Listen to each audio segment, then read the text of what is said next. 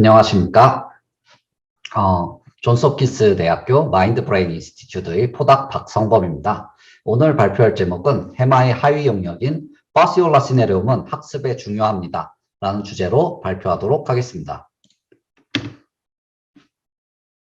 예, 이 뇌의 해마라는 영역은 오래전부터 기억에 굉장히 중요한 영역이라고 알려져 있습니다. 이 1957년 페이션트 HM이라는 분의 해마가 제거되었을 때 이분의 이제 기억이 사라진다. 이분이 새로운 학습 능력이 사라진다라는 것을 알게 된 이후부터 이 해마에 관해서는 거의 반백년 이상 굉장히 활발하게 연구가 진행이 되었는데요.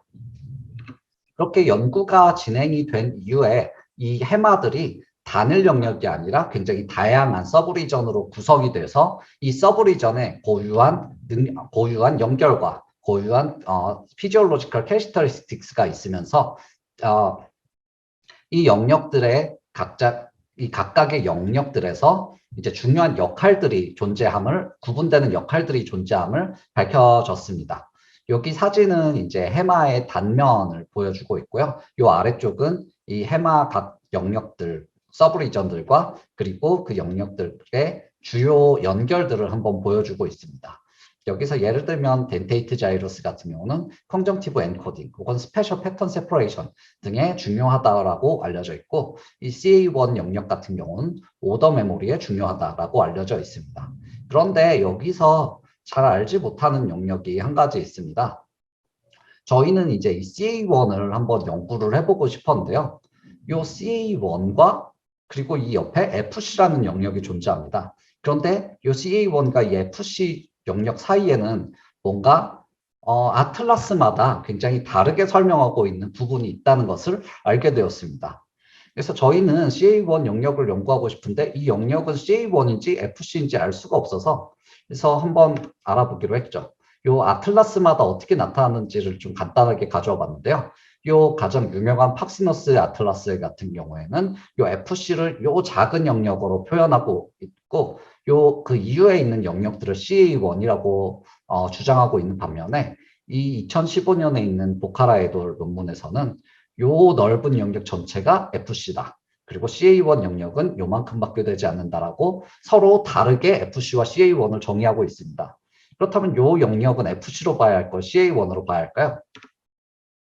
요걸 알기 위해서는 저희가 FC의 모든 특징과 CA1의 특징을 알고 있으면 그 사이에 있는 영역들이 FC의 특징을 갖고 있는지 CA1의 특징을 갖고 있는지 요거를 비교해 봄으로써 알 수 있을 텐데요. 이것이 참 쉽지가 않습니다.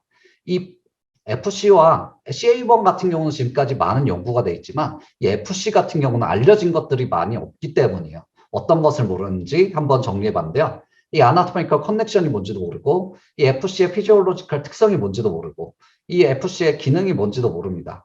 사실상 거의 아는 것이 없는 상태이죠. 그렇기 때문에 이 FC와 CA1의 보더가 어딘지를 좀 명확하게 아는 것도 어려운 상태였습니다. 그래서 저희는 이 FC와 CA1의 경계가 어딘지를 좀 먼저 알아보기로 하였습니다. 다양한 염색 기법들을 통해서 알아봤는데요. 물론 FC에 대해서 전혀 모르는 것은 아니고 일부는 알고는 있지만 사실 그 양이 많지는 않습니다. 그리고 요 영역에 대해서 좀 FC라고도 불리고 CA1이라고 불리는 영역이다 라고 말하기 조금 어렵기 때문에 저희가 이름을 한번 붙였는데요. DMCA1, 이 CA1의 디스탈 모스트 파트에 있는 영역이다 라고 해서 이렇게 이름을 붙여봤습니다. 그래서 지금 이 발표에서 DMCA1이라고 하면은 이 영역을 말하는구나 라고 이해해 주시면 감사하겠습니다. 먼저 다양한 염색 기법을 통해서 한번 알아봤는데요. 저희가 니슬 스테이닝 그리고 팀 스테이닝 등을 한번 통해서 염색을 해봤을 때 이 셀의 밀도가 급격하게 변하는 지점이 존재하였고요. 이 팀 스테이닝에서도 이 스테이닝의 밀도가 급격하게 변하는 지점이 존재하였습니다. 이 부분들이 일치하는 것을 통해 이 부분이 경계일 수도 있겠다라는 생각을 하였고요. 저희가 또 이뮤노히스토케미스트리를 통해서 또 한번 살펴봤는데요. 몰레큘의 분포에 대해서 한번 살펴봤는데요. 이 CA2에서 CA2의 마커라고 알려진 이 RGS 프로틴이 이 FC 지역에도 좁은 FC 지역에도 나타난 반면 요 DMCA1 부분에서는 CA1의 마커로 알려진 WFS1이 디텍트되는 것을 발견하였습니다. 그것이 오른쪽에는 확대한 사진인데 여기서도 명백한 이 경계가 존재하는 것을 DMCA1과 FC 사이에 명백한 경계가 존재한다는 것이 보여지고 있습니다. 물론 이것 말고도 다른 증거들도 존재했습니다. 지금 이것은 FC와 DMCA1 부분을 골지 스테이닝을 한 다음에 확대한 사진인데요. 이 사진에서 살펴보시면 여기 왼쪽이 실제 골지 스테이닝 사진이고 오른쪽이 저희가 리컨스트럭션한 사진입니다. 요 FC 셀들을 보시면 이 셀바디가 둥글고 이 덴드라이트이 이 벤트리클 쪽을 향해서 이렇게 퍼져 있는 것을 보실 수 있습니다. 그에 반해서 요 DMCA1에 있는 셀들 같은 경우에는 이렇게 어피칼 덴드라이트와 베이살 덴드라이트가 이렇게 확실하게 보이고 있고 요 쉐입이 CA1의 피라미달 쉐입과 동일한 모습을 볼 수 있죠. 그래서 이 셀 타입이라는 측면에서도 FC와 DMCA1이 구분이 됐는데 이 DMCA1의 셀 타입은 기존에 알려진 CA1의 피라미달 셀이 분포한다. 즉, 이 DMCA1은 CA1과 셀 타입으로도 유사하다라고 이야기할 수 있습니다. 물론 이것 말고도 좀 몇 가지 더 증거들이 있긴 한데 이 정도만으로 하더라도 저희가 FC와 CA1의 경계는 바로 이 지점이구나 라는 것을 어렵지 않게 좀 밝힐 수 있을 것 같아요. 자, 그래서 이 영역을 한번 이렇게 그려봤습니다. 이걸 CA1의 안테리어 부분과 이 히포캠퍼스의 안테리어 부분과 포스테리어 부분까지 이렇게 3D로 리컨스트럭션을 해서 이 FC 영역을 한번 표시해 봤는데 이 FC는 저희가 지정한 그 근거를 통해서 FC 모습을 그려보면 이렇게 얇은 두 개의 띠 모양으로 FC가 존재하는 것을 밝힐 수 있었습니다. 자, 그러면 CA1은 여기까지구나. 요 DMCA1을 포함해서 CA1은 여기까지구나. 이제 CA1을 연구하면 되겠다라고 하면은 끝이죠. 그런데 이걸로 끝을 내도 될까요? 라는 생각이 저희한테 들더라고요. 사실 FC에 대해서 무엇을 모르는지 다시 한번 생각해 보면은 아직도 많은 것들을 모르고 있어요. 이 아나토미컬 커넥션이 어떤지도 모르고 코그니티브 펑션이 뭔지도 모르고 피지올로지컬 캐릭터리스틱스가 뭔지도 모릅니다. 사실 이 FC에 대해서는 너무나 모르고 있고 사실 뭔가를 알아내기 위해서는 연구를 해야 되는데 그 연구를 하기 위한 기초적인 지식조차도 FC에 대해서 가지고 있지 못한 거예요. 근데 히포캠퍼스를 연구하는 연구자로서 이런 영역이 계속 존재한다라는 것을 받아들이기보다는 이 영역이 그럼 어떤 영역인지 우리가 한번 직접 밝혀보기로 하자라고 해서 이 해부학부터 시작해서 다양한 특성들을 한번 저희가 연구를 하였고 그거에 대해서 지금까지 연구한 내용들을 알려드리도록 하겠습니다. 앞에 아나토미 부분인데 이제 빠르게 넘어갈게요. 자, 어퍼런트 프로젝션부터 먼저 한번 살펴봤습니다. 이 어느 영역들이 FC로 프로젝션 하는지를 한번 살펴보았고요. 저희가 LEC라는 영역, 저희가 FC의 레트로비드라는 레트로그레이드 트레이스를 인젝션해서 어느 부분에 라벨링이 되는지를 한번 살펴봤습니다. 이렇게 붉게 라벨링 된다는 것은 이 영역에서 FC로 프로젝션을 한다는 것이에요.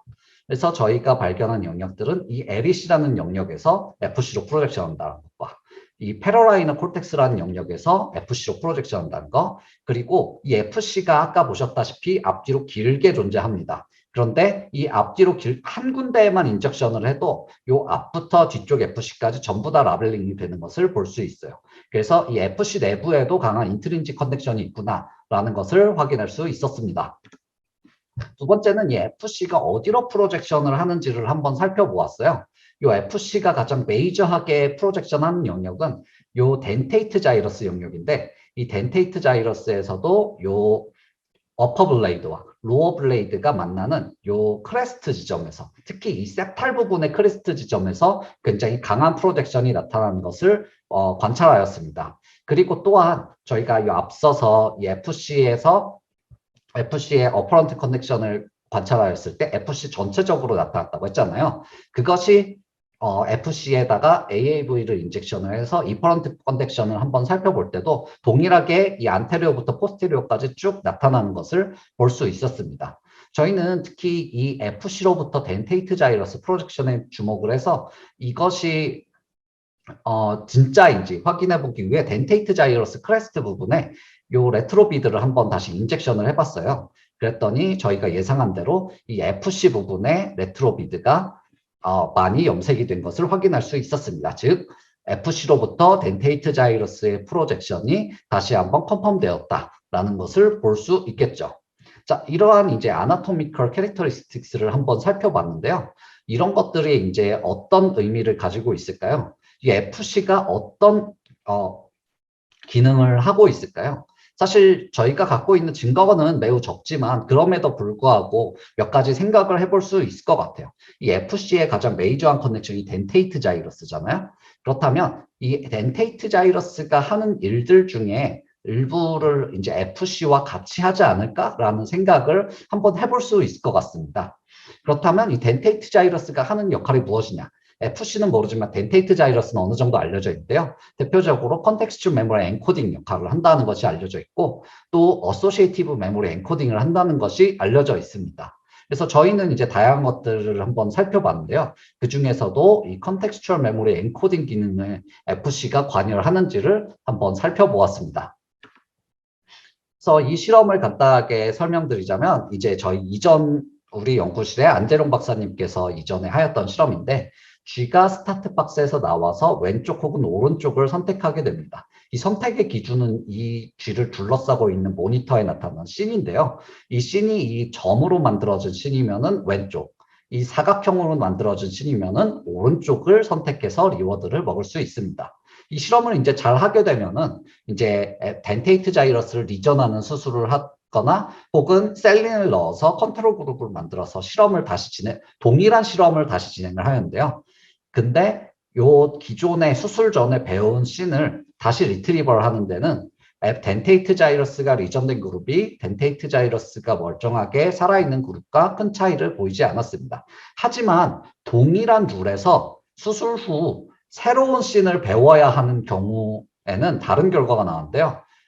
모든 룰은 동일하지만 이 씬만 지브라 씬과 페블 씬으로 바뀌어서 새로운 씬을 배워야 하는 순간에는 이 컨트롤 그룹 같은 경우는 처음에는 잘 못해도 계속 잘 배워가는 것이 잘 보인 반면에 이 리전 그룹 같은 경우는 꽤 오랫동안 새로운 씬을 배우지 못하는 모습을 볼 수 있었습니다. 이를 통해서 덴테이트 자이러스가 새로운 컨텍스추얼 메모리를 엔코딩하는 데 중요하겠구나라는 가설을 저희는 세웠고요.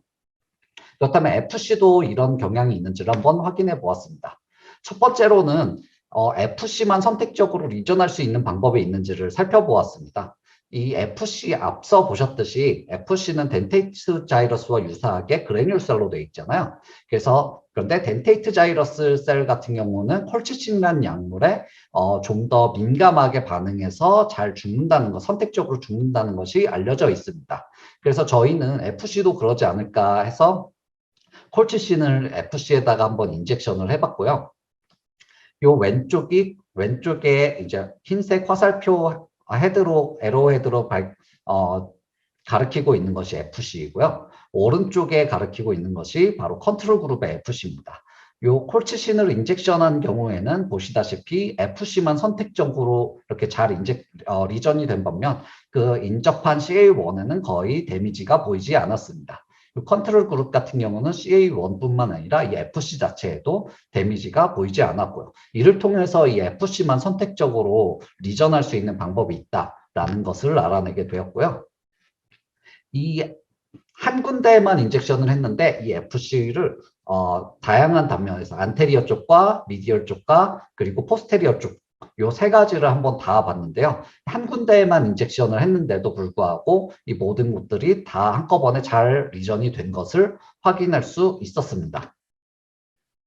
그래서 이 태스크 패러다임을 설명드리자면 기본적으로는 앞서 보여드린 것과 사실상 다르지 않은데요. 이 스타트 박스 문이 열리면 G는 왼쪽 혹은 오른쪽을 선택하게 되는데요. 이 선택의 기준은 이 앞에 있는 씬에 의해서 선택하게 됩니다. 지브라 씬이 나타나면 왼쪽, 페블 씬이 나타나면 오른쪽을 선택하는 실험인데요.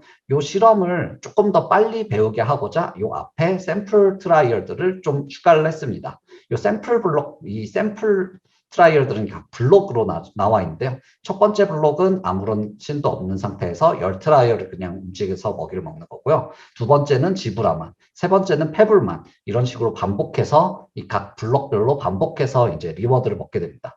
요 샘플과 테스트의 특징은 차이점은 이게 블록 안에 열 트라이얼씩을 반복해서 나타난다는 점이 첫 번째 차이점이고요. 두 번째로는 요 오답이 부분은 투명한 벽돌로 막혀 있어요. 그래서 아예 선택 자체를 막게 됩니다. 그래서 이 지브라 씬은 보면은 항상 코렉트 트라이얼로만 갈 수 있도록 이렇게 실험을 디자인했고요. 그래서 이 씬과 이 리워드 영역이 쉽게 어소시에이션 할 수 있도록, 그래서 빠르게 배울 수 있도록 이렇게 실험을 설계하였습니다. 그래서 이 씬들을 잘 배우면은 저희는 아까 보셨던 대로 컨트롤 그룹과 리전 그룹을 나누어 수술을 진행하였고요.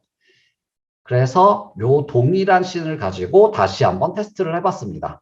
그럼 다음에 그래서 리트리버를 잘 되는지 한번 확인해 봤고요. 그 다음에는 완전히 동일한 실험 스트럭처이지만 새로운 씬들을 도입해서 새로운 씬들을 잘 배우는지를 다시 한번 확인을 해봤습니다. 그래서 이런 방법들을 통해서 메모리 애퀴지션과 메모리 리트리버를 테스트해 봤고요. 그 결과 바로 보여드리겠습니다. 메모리 리트리버 때는 이 컨트롤 그룹과 리전 그룹이 서로 퍼포먼스의 차이가 보이지 않았습니다. 하지만 이것이 애퀴지션으로 됐을 경우에는 이 컨트롤 그룹 같은 경우는 상대적으로 잘하는 반면 새로운 씬이 도입된 후에 리전된 뒤에 본 경우에는 이 쥐들이 잘 하지 못한 것을 확인할 수 있었습니다. 이를 통해서 이 FC가 새로운 컨텍스추얼 메모리를 엔코딩하는 데 중요하다라는 것을 알 수 있었습니다. 이것 말고도 이제 몇 가지가 더 있는데 그것은 혹시 궁금하신 분들은 나중에 질문해 주세요. 자, 그렇다면 이러한 FC에 나타나는 이런 FC는 어떻게 이제 컨텍스추얼 메모리 태스크를 할 때 어떠한 활동들을 보일까라는 건 궁금증이 생기잖아요. 그래서 저희는 전기 생리학 실험을 한번 하였습니다. 이 전기 생리학 실험에는 목표가 크게 두 가지가 있었습니다. 첫 번째로는 이 FC에 대해서 저희는 기본적인 파이링 패턴이 어떤지 알지 못해요. 그래서 이러한 기본적인 파이링 패턴을 밝히는 것이 첫 번째 목표였고요. 특히 플레이스 셀과 샤프웨이브 리플 중심으로 이런 것들이 존재하는지를 먼저 한번 살펴보았습니다. 두 번째로는 이 파이링 패턴을 학습 실험을 하는 동안 어떻게 나타나는지를 한번 살펴보려고 하였습니다. 그래서 저희가 레코딩한 방법을 한번 보여드리자면 저희는 하이퍼드라이브를 사용해서 테트로드 레코딩을 진행하였습니다. 테트로드란 것은 이제 전극 4개를 이제 꼬아서 만든 전극인데요. 이를 통해서 싱글 셀들을 구분할 수 있게 됩니다. 그래서 저희는 여러 영역들에 이제 테트로드를 넣어서 이제 레코딩을 진행을 하였는데요. 요 위에 사이너스를 피하기 위해서 이 하이퍼드라이브 번들 자체도 20도 기울고 이 하이퍼드라이브 자체도 10도를 더 기울여서 총 30도의 기울기로 이제 전극을 넣어서 레코딩을 하였고요. 요 FC 부분에 이렇게 테트로드가 들어간 경우도 있고 여기 오른쪽에 확대된 사진이 있습니다. 요 DMCA1 부분에도 테트로드를 넣어서 레코딩을 하였고 이 CA1 부분에 디지털 부분에도 테트로드를 넣어서 레코딩을 진행하였습니다. 그래서 이 각 영역들을 한번 영역들 플레이스 셀들의 스파이크 웨이브 폼들과 인터스파이크 인터벌을 한번 살펴봤는데요.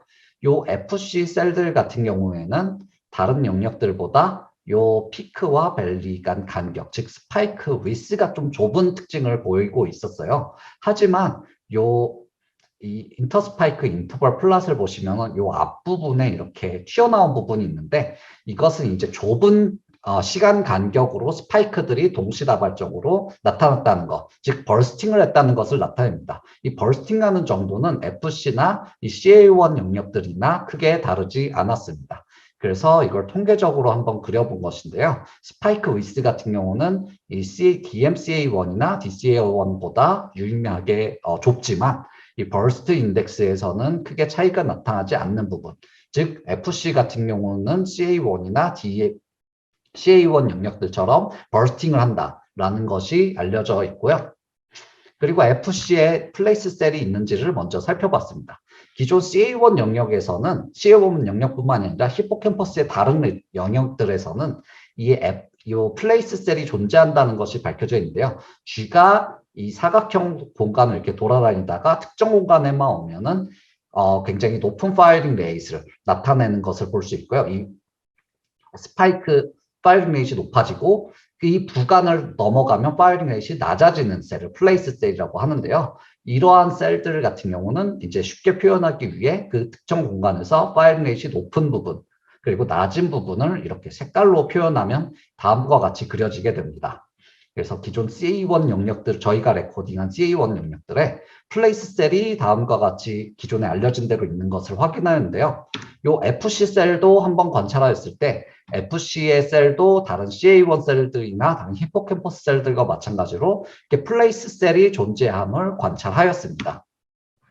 이 플레이스 셀들의 특징들을 좀 살펴보자면은 이 플레이스 셀은 존재하지만 이 파이링 레이트이 다른 이 평균적인 민 파이링 레이트나 혹은 피크 파이링 레이트이 이렇게 다른 CA1 영역들보다 낮다라는 것을 관찰되었고 또한 스페이셜 인포메이션도 CA1 영역보다 유의미하게 좀 낮았다는 특징을 가지고 있었습니다. 또한 FC의 플레이스 셀의 또 다른 특징으로는 이 셀의 스테이빌리티를 한번 볼 수 있는데요. 이 스테이빌리티를 한번 관찰해 보면 이 FC 같은 경우에는 이렇게 플레이스 필드가 있다가 뭐 없다가 이렇게 갑자기 나타나는 등의 이런 조금 변화가 심한 반면에 CA1 영역들 같은 경우는 상대적으로 더 안정적인 플레이스 필드가 관찰이 되었습니다. 그 다음으로는 저희는 샤프웨이브 리플을 한번 관찰을 하였습니다. 여기 예시는 동시에 레코딩된 두 영역, 이 FC와 이 CA1 영역에서 레코딩된 위치를 보여주고 있고요. 이 둘이 이제 플레이스 필드를 레코딩하였음을 보여주고 있습니다. 요 아래쪽에서는 이 동시에 레코딩이 되었을 때 이 LFP 트레이스와 이 플레이스 셀의 활동을 대해서 한번 보여주고 있는데요. 여기 회색 구간으로 표시된 영역들은 이제 샤프웨이브 리플이 나타난 구간입니다. 여기 CA1의 LFP 표시를 보시면 이 구간에 굉장히 활발한 샤프웨이브 리플 활동이 나타나는 것을 확인할 수 있고요. 이 리플 구간 150Hz에서 250Hz 구간만 이렇게 살펴보면은 이렇게 높은 활동이 이 구간에서 나타나는 것을 확인할 수 있습니다. 그리고 또한 이 DMCA1의 스파이크 플레이스 셀의 스파이크도 이 리플 타이밍에 맞춰서 굉장히 활발하게 활동하는 것을 관찰되었는데요. 여기 마지막 부분만 좀 확대를 해서 여기 같이 그려봤습니다. 그에 비해 FC의 LFP 트레이스 같은 경우는 리플 구간에 이런 반응이 굉장히 적고 이 반응이 로우 트레이스도 반응이 적고 로우 트레이스 반응이 적기 때문에 필터된 리플에서도 별다른 반응이 나타나지 않는 것을 확인할 수 있었습니다. 스파이크도 이렇게 CA1에 비해서 리플 구간은 특별히 더 많이 나타나는 것 같지 않고요. 이것을 통계적으로도 한번 살펴보았는데요. 이 샤프웨이브 리플의 파워를 한번 관찰하였을 때 이 CA1 영역들끼리는 차이가 없는 데 비해서 이 FC 같은 경우는 CA1보다 유의미하게 낮은 것을 확인할 수 있었습니다. 이 정도는 그 인접한 다른 영역인 이 콜푸스 칼로스과 비슷한 정도로 이제 샤프웨이브 리플 파워가 나타나는 것을 볼 수 있었는데요. 이를 통해서 FC 내부에서는 CA1의 다른 영역들과 다르게 이런 리플이 잘 관찰되지 않는다라고 이야기를 할 수 있을 것 같습니다. 그리고 또한 이 셀들이 반응하는 정도를 한번 살펴보았는데요. 요 0점 같은 경우는 FC의 샤프웨이브 리플이 온셋되는 구간입니다. 요 온셋되는 샤프웨이브 리플이 온셋되는 구간을 시점을 기준으로 그 CE1의 스파이크들이 이렇게 모여 있는 것을 관찰할 수 있는 반면에 FC 같은 경우는 그러한 현상들이 나타나지 않았습니다. 그리고 이 리플 안에서 나타나는 파이링 레이트과 리플 밖에서 파이링 레이트의 비율을 한번 살펴보았는데요. 그런 버스팅 레이시오를 한번 살펴봤을 때 FC의 셀들은 DMCA1이나 DCA1에 비해서 유의미하게 버스팅 레이시오가 낮은 것을 확인할 수 있었습니다. 이를 통해서 이제 FC 같은 경우는 FC 셀들의 경우에는 리플에 잘 반응하지 않는다라는 결론이 나왔고요. 그렇다면 학습 실험을 할 때는 이제 어떤 것들이 관찰이 될까요? 저는 이제 동일한 실험을 앞에서 리전 실험에서 본 것과 이제 동일한 실험을 좀 진행하였는데요. 좀 샘플 수를 높이기 위해서 트라이얼 수를 조금 높였고요. 그리고 새로운 신도 하나 더 추가하였습니다. 일단 첫 번째로 퍼포먼스는 이제 애퀴지션과 리트리벌 간의 유의미한 차이는 없었고요. 첫 번째로 저희가 관찰한 바는 바로 레인 리매핑입니다. 이 레인 리매핑의 경우에는 이 플레이스 필드가 있는 위치는 변하지 않지만 각각의 컨텍스트 조건에 따라서 이 파일 레인이 변하는 것이 알려져 있는데요. 이 CA1 같은 경우는 기존의 일부 셀들은 이런 레인 리매핑이 많이 적게 나타나고 일부 셀들은 이렇게 좀 많이 나타나는 것을 볼 수 있는데 이런 레인 리매핑을 한번 살펴보면은 CA1도 존재하고 이 FC에서도 존재하는 것을 확인할 수 있었습니다. 하지만 이 정도를 정량적으로 한번 살펴볼 때 이 CA1보다 FC가 통계적으로 유의미하게 더 레인 리매핑이 더 많이 나타난다는 것을 확인할 수 있었습니다. 그리고 또 다른 특징을 한번 살펴보았는데요. 아쉽게도 저희는 이 레퀴지션과 리트리벌 간의 어떤 특정한 차이는 발견하지 못했었습니다. 하지만 저희는 좀 더 새로운 것을 좀 발견하여서 그것을 좀 보고하려고 하는데요. 먼저 첫 번째로 FC에 대해 말하기 앞서서 CA1의 특징, 셀들의 특징 같은 경우라면 이 셀들은, 플레이스 셀들은 한번 이렇게 생겨나면은 굉장히 안정적으로 유지가 된다는 것을 볼 수 있습니다. 요 X축 같은 경우는 트라이얼을 의미하고 Y축은 이 트랙 위에서 위치를 나타내는데요. 여기가 스타트 박스, 여기가 인터섹션입니다. 그리고 요 파란색 블럭 같은 경우는 샘플 블럭들, 그리고 요 붉은 선 넘어서는 이제 테스트 블럭을 의미하는데요. 이 컨디션, 태스크 조건에 상관없이 이렇게 플레이스 필드가 쭉 위치하는 것을 쭉 유지되는 것을 볼 수 있습니다. 이런 경향은 이제 스파이크 맵에서도 레인 맵에서도 잘 관찰이 될 수 있고요. 그래서 저희는 애퀴지션, 리트리벌, 그리고 셔틀링 세션이라는 실험도 준비했는데요. 이 세션에서는 C는 변하지 않고 한쪽 방향으로만 쭉 가는 것, 왼쪽 혹은 오른쪽 방향, 한쪽 방향으로만 실험이 끝날 때까지 쭉 가는 실험입니다.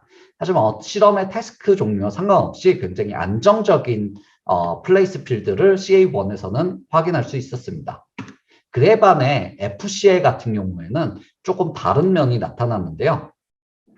요 트라이얼들이 쭉 진행을 될 때 트라이얼 중간에 갑자기 플레이스 필드가 생기거나 혹은 트라이얼 중간에 갑자기 플레이스 필드가 끊기고 다른 위치에 플레이스 필드가 나타나거나 이렇게 플레이스 필드가 없다가 새로운 부분에 나타나고 얼마 안 가서 갑자기 사라지는 이렇게 플레이스 필드가 유지되는 동안에는 굉장히 안정적이지만 그 앞뒤로 굉장히 뭔가 사파같이 이렇게 플레이스 필드가 삽입되는 그런 특징을 저희는 발견하였는데요. 그래서 저희는 이러한 플레이스 필드를 플레이스 필드, 에피소딕 파일링 필드라고 이렇게 이름을 지었습니다. 그래서 FC 같은 경우는 이렇게 갑자기 나타났다, 어느 정도 시간 동안은 안정적으로 유지됐다, 갑자기 사라지는 이런 에피소딕한 파일링 필드가 나타난다는 것을 저희는 확인하였고, 이를 정량적으로도 한번 살펴보았는데요. 첫 번째는 이제 이 플레이스 필드가 나타나는 시점이 언제냐. 물론 CA1도 뭐 중간에 나타나는 것도 있지만 거의 대부분은 초반에 이렇게 나타나는 것이 확인되는 반면에 이 FC 같은 경우는 CA1과 다르게 상대적으로 뒤쪽 트라이얼들에서 더 많이 나타나는 모습들을 보이고 있고요. 이거는 플레이스 필드가 가장 마지막 트라이얼까지 유지되는 비율을 한번 살펴본 건데요. 이 CA1 같은 경우는 77%가 실험이 끝날 때까지 유지된 반면 FC 같은 경우는 절반도 안 되는 47%만이 이제 실험이 끝날 때까지 유지가 되었습니다. 이런 것들을 종합해 볼 때 플레이스 필드가 유지되는 시간은 이 CA1 같은 경우는 좀 더 50분 정도 길지만 이 FC 같은 경우는 한 30여 분 정도로 상대적으로 짧고 또 유의미하게 짧다는 것을 관찰할 수 있었죠. 이 파퓰레이션 액티비티를 한번 살펴봤을 때 이 X축은 이제 트라이얼들을 의미하고요. Y축 각각의 로우는 이 각 개별 셀들의 플레이스 필드가 유지되는 시간을 이렇게 보여주고 있습니다. 그래서 뭐 물론 CA1에도 중간부터 시작해서 끝까지 가는 셀들, 뭐 중간부터 처음부터 시작해서 뭐 중간에 끝나는 셀들도 분명 존재는 하지만 그 변화의 정도가 이 FC보다는 굉장히 적다라는 것을 볼 수 있을 겁니다. 이를 정량적으로도 한번 살펴봤는데요. 저희는 요 FC에서 5트라이얼씩 이렇게 나눠서 요 32개 셀들의 각각의 셀들의 플레이스 필드가 있으면은 0, 있으면은 1, 없으면은 0으로 코딩을 해서 이 변화의 정도를 한번 살펴보았어요. 인디비주얼 클래스에서. 근데 여기는 셀 수가 다르잖아요. 그래서 요 C1에서는 이 32개 셀을 랜덤으로 뽑아서 한번 비교를 해봤습니다. 근데 저희가 32개 축을 그대로 다 그릴 수 없으니까 이를 PCA를 통해서 축을 좀 줄여가지고 한번 이 변화 정도를 살펴봤고요. 그래서 여기 보시다시피 CA1 같은 경우는 변화의 양이 좀 적은 데 비해 FC 같은 경우는 상대적으로 이 변화의 양이 굉장히 큰 것을 좀 볼 수 있을 겁니다. 근데 이거 PCA이기 때문에 사실 대략적으로 정도를 비교하는 거는 좋지만 보기에는 좋지만 사실 정확한 비교라고 할 수는 없어요. 그래서 저희는 축을 줄이지 않고 이 32개 축에서 나타나는 이 각각의 시간 트라이얼별 변화를 한번 축적된 변화를 한번 이렇게 그려봤는데 FC 같은 경우는 이렇게 급격하게 이 셀들의 파퓰레이션 셀들의 스테이트가 변하는 반면 요 CA1 같은 경우는 그 변화의 정도가 상당히 완만한 것을 볼 수 있습니다. 그런데 아까 말씀드렸듯이 이 예시는 전체 CA1 셀들에서 일부만 뽑아서 32개 셀만 랜덤 샘플링에서 얻은 결과고 그럼 그 랜덤 샘플링을 여러 번 해서 한 1000번 정도 반복하면 어떻게 되느냐 그게 오른쪽에 나온 건데요. 이 CA1의 랜덤 샘플링의 분포는 다음과 같지만 이 FC 같은 경우는 그 분포를 아득히 넘어서서 통계적으로도 유의미하게 이렇게 변화의 정도가 더 크다라는 것을 보여주고 있습니다. 그래서 요약을 한번 해볼게요. 그러면 FC 이 영역은 무엇이냐? 저희의 다양한 염색 기법과 연결과 그리고 골치신의 변화한 정도 그리고 이 전기 생리학 결과 등등을 살펴봤을 때 이 영역은 CA1으로 보는 것이 맞다. 그리고 FC는 오직 이 좁은 영역으로만 보는 것이 박시노스의 논문 아틀라스에 나온 것처럼 이렇게 좁은 영역만 보는 것이 맞다라는 것이 저희 첫 번째 결론이고요. 두 번째로는 그럼 FC의 가장 중요한 연결은 어떻게 되느냐? 페로라이널 콜텍스와 레터라이널 콜텍스에서 인풋을 받아서 덴테이트 자이러스로 프로젝션한다. 그리고 또한 FC 내부에도 강한 인트린직 커넥션이 있다. 그러니까 저희 두 번째 결론이었습니다. 세 번째로는 그렇다면 FC의 기능은 어떤가? 라고 했을 때 이 리트리버에서는 큰 문제가 없지만 컨텍추얼 메모리의 애퀴지션에서는 굉장히 중요한 역할을 한다 였고요. 그리고 마지막으로 그다음에 FC 같은 경우에는 어떤 생리학적인 특성을 보여주고 있냐. 플레이스 필드도 있고 샤프웨이브 플에 잘 반응하지 않는다 등의 특징이 있지만 가장 중요하게 저희가 뽑고 싶은 것은 이 CA1에 비해서 굉장히 다이나믹하게 이런 에피소딕한 플레이 파이어링 필드의 특성을 보인다라는 것이 저희가 가장 중요하다고 생각한 부분이었습니다. 그렇다면 이런 것들이 어떻게 학습에 기여를 할 수 있을까요? 저희는 다음과 같은 물론 아직은 사실 저희가 갖고 있는 증거가 너무너무 적습니다. 이 FC의 피지올로지에 대해서 다루고 있는 논문이 유일하기 때문에 저희가 갖고 있는 증거만으로는 사실 많이 부족하지만 그럼에도 불구하고 다음과 같은 아이디어를 한번 내볼 수는 있을 것 같습니다. 요 덴테이트 자이러스의 그러니까 EC에서 받는 인풋을 한번 이렇게 정리를 해봤는데요. 이게 임의의 덴테이트 자이러스 셀들이 특정 인풋 A에 의해서 다음과 같이 어떤 셀들은 많은 인풋을 받고 어떤 셀들은 적은 인풋을 받을 것입니다. 그러면은 특정한 셀들은 이 스레시홀드를 넘는 셀들에 대해서는 이제 액티베이트 될 기회가 주어질 거고 그렇지 않은 셀들의 경우에는 그러지 못할 것이겠죠. 하지만 이 MC 인풋을 추가됨으로써 일부 셀들에게는 원래 EC 인풋만으로는 액티베이션 될 기회가 없었던 일부 셀들에게 그 인풋 A에 의해 액티베이션이 될 기회를 주는 역할을 할 수 있지 않을까라는 것이 이제 저희의 생각입니다. 그렇다면 이런 것들이 왜 중요할까요? 요 덴테이트 자이러스 같은 경우는 이제 패턴 세퍼레이션을 통해서 이제 러닝을 한다는 것이 러닝에 기여한다는 것이 이전에 알려져 있습니다. 그런데 이런 인풋들 같은 경우는 유사한 인풋이 여러 개 왔을 때 이런 유사한 인풋들에서 서로 다른 셀들이 액티베이션 될 확률을 높여줄 수 있다라고 생각을 합니다. 그래서 이를 통해서 이 FC가 이 덴테이트 자이러스의 패턴 세퍼레이션의 확률을 높여줄 수 있다라는 것이 이제 저희 생각이고요. 이러한 생각을 한번 정리를 해봤는데 이 각각 서로 다른 인풋이 있을 때 서로 다른 시점에 오는 인풋이 있을 때 이것이 FC가 없을 때에는 오버랩될 확률이 이렇게 있다면은 이것이 FC 인풋을 통해서 다른 이 강한 인풋을 받는 EC에 의해서는 강한 인풋을 받지 못하지만 FC에 의해서 추가적인 인풋을 받는 셀들이 반응하거나 혹은 반응하지 않음을 통해서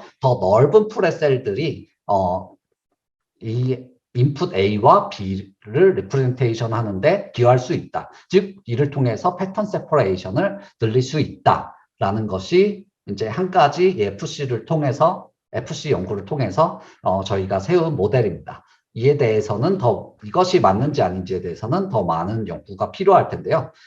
일단 지금까지 증거들을 가지고는 이런 아이디어도 한번 생각해 봤다라는 것을 좀 보여주고 싶었습니다. 네, 이러한 연구들에 좀 많은 분들이 기여를 해주셨는데요. 저희 이제 박사과정에 중에 이제 진행한 연구이고요. 이 과정에서 여러분들의 도움이 있었습니다. 서울대학교 이인하 교수님 연구실 분들과 그리고 고려대학교 서원 교수님 연구실에 많은 분들의 도움을 받았습니다. 감사합니다.